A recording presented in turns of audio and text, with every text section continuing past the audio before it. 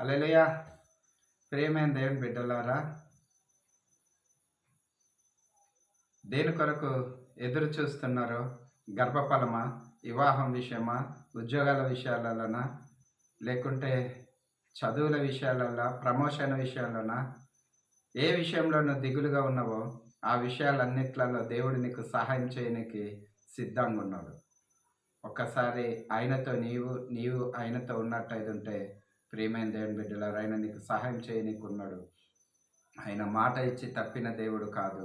మరి దేవుడు నీ కొరకు సిద్ధపరచున్న నిధులన్నీ, ఆశీర్వాదాలన్నీ ఆయన యొద్ద ఉన్నాయి.